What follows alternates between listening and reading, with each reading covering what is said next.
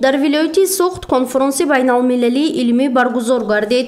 Он субҳи имрӯз санаи 19 май дар толори кохи фарҳанги суғдиёни шаҳри Хуҷанд бо иштироки меҳмонони хориҷӣ ва роҳбарияти мақомоти иҷроии ҳокимияти давлатии вилоят гузаронда шуд. бунёдгузорони нашри китоб дар Осиёи марказӣ. Ин мавзӯи конферонси байналмилалӣ буд ки ба муносибати 150-солагии солгарди маорифпарвари тоҷик ҳоҷи Сиддиқ хоҷаи Саҳҳофи хуҷандӣ баргузор шуд. раиси вилояти Суғд Раҷаббой Аҳмадзода ва меҳмонони хориҷӣ нахуст дар даромадгоҳи кохи фарҳанги суғдиён бо намунаи китобҳои бадеиву илмии шоирону нависандагони тоҷик шинос шуданд. Ба меҳмонон ҳамчунин чанде аз китобҳои тоза нашр баҳри ҳадия тақдим гардид. роҳбарияти мақомоти иҷроии ҳокимияти давлатии вилояти Суғд зимни суханронӣ аз ташрифи меҳмонони хориҷӣ ёдовар шуд. Вай гуфт ки ҳоҷи Сиддиқ хоҷаи Саҳҳофи хуҷандӣ яке аз асосгузорони нашри китоб ва маорифпарвари тоҷик мебошад ки дар истеҳсоли коғаз ва шаклҳои гуногуни нашри китоб, рангсозӣ, саҳҳофӣ, зарнигорӣ, нақшу нигор ва дигар ҳунарҳои вобаста ба китобсозӣ саҳми назаррас дорад. дар хуҷанди бостонӣ низ даҳҳо котибону саҳҳофон дар дӯконҳои худ машғули омода кардани китоб буданд. дар ин бора профессор Назирҷон Турсунов дар китоби Шаҳри офтобӣ навиштаанд. дар соҳаҳои ҳунарҳои маданӣ, равшаннамоӣ, ноширон ва муқовасозон ҳоҷи Сидиқи Саҳҳоф аз маҳаллаи Довудхӯҷа, Юсуф Маҳсунхоҷаи Саҳҳоф аз маҳаллаи Хоҷа Амин машҳур буданд.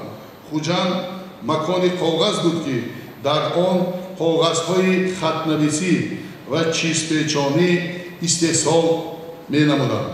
бояд ёдовар шуд ки маъруфтарин Саҳҳоф яке аз бунёдгузорони нашри муосири китоб, тоҷири китоб, ҳоҷи Сидиқ хоҷаи хуҷандӣ ба шумор мерафтанд ки аз ҳунару маҳорати он шахси бузург донишмандони Ҳиндустону Афғонистон, Туркию Арабистон огоҳ буданд.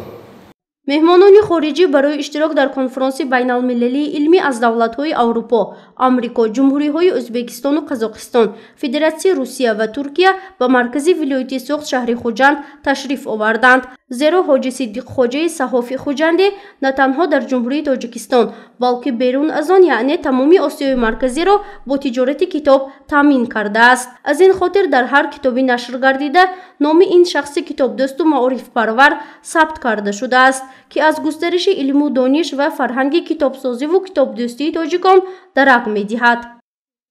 нависандаи халқи Тоҷикистон устод Раҳим Ҷалил дар асари ёддошти маъвои дил дар бораи ин чеҳраи тобони соҳаи китобсозиву китобдорӣ мувофиқи талаботи замон ба таври муфассал маълумот доданд.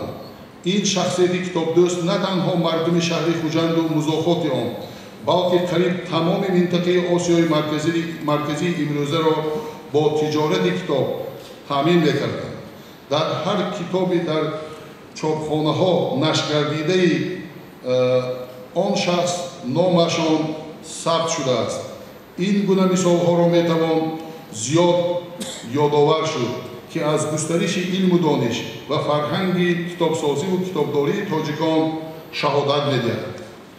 яъқуби Хадиҷаи хуҷандӣ набераи асосгузори нашри китоб ҳоҷи Сидиқ хоҷаи Саҳҳофии хуҷандӣ мебошад. вай аз Ню-Йорки Амрико бори аввал ба Тоҷикистон, аз ҷумла маркази вилояти Суғд шаҳри Хуҷанд ташриф овард. мегӯяд ки аз баргузории конферонси байналмилалии илмӣ ба муносибати 150-солагии бобояш хеле хушҳол гардид. ҳамчунин меҳмоннавозии тоҷикон ҳам бисёр писанд омад. таъкид кард ӯ: ёд кардан аз саҳми бобоям ва таваҷҷӯҳ ба эшон боиси ифтихори ман аст, иброз дошт яъқуби Хадиҷаи хуҷандӣ. ҳайрон ҳастам кадом луғате пайдо кунам ки аз қалбам аз ино ташаккурӣ кунам. мамнун мешавам. шахсан мехоҳам аз Эмомалӣ Раҳмоновам ташаккурӣ кунам. ҳамин заминаро мусоид кардан. ҳатто меҳмонхонаи худашон, шахси خودشان با اختیار مهمانای عزیزم قرار دادن. به اندازه خوشوقتم. بسیار ممنونم از این، باعث افتخار منه. иштирокчиёни конферонси байналмилалии илми оиди нашри китоб ва бунёдгузори он ба худ як ҷаҳон таассуроти бой гирифтанд. зеро онҳо дар доираи кори конферонс оиди бунёдгузорони нашри китоб дар Осиёи Марказӣ ва саҳми онҳо дар тиҷорати китоб маълумоти мушаххас гирифтанд. Ҷамолиддин Ғулом аз давлати Туркия мебошад. ӯ низ яке аз иштирокчиёни конферонси байналмилалии илмӣ буд. аз бардоштҳояш дар кори конферонс ва мавзӯи он ба гурӯҳи кори мо маълумот дод. таъкид кард ки ба ин гуна вохӯриву чорабиниҳои байналмилалӣ бори аввал расман даъват шуд ва барои худ оиди нашри китобу бунёдгузорони он таассуроти хуб гирифт. البته این کتاب که هست زندگی ما و شما هست. این در قرآن شریف هم آمده است که به نام اقرا، به صورت اقرا. خداوند از حضرت پیغمبر خداوند امر میکنند که اقرا بخوانید. به خواندن، به قلم به ما امر کردگی است، امر خدایی است. البته که علم نباشه ما کور هستیم از این کتابا، از این استادایی که کتابا را می نویسند، نوشته کردن. از این ما البته استفاده میکنیم که ما حیات ما علم است. بدون علم حیات نداریم. конферонси байналмилалии илмӣ дар вилояти суғд ба муносибати 150-солагии яке аз асосгузорони нашри китоб ва маорифпарвари тоҷик ҳоҷи Сиддиқ Хоҷаи Саҳофии Хуҷандӣ беш аз 2 соат давом кард. идомаи конферонс давоми рӯз дар толори раёсати донишгоҳи давлатии Хуҷанд ба номи академик Бобоҷон Ғафуров ва китобхонаи оммавии вилоятӣ ба номи Тошхоҷа Асирӣ баргузор гардид. гузориши Фарзона Шамсиева, Наимҷон Аюбов барои барномаи Иттилоотии Хабар.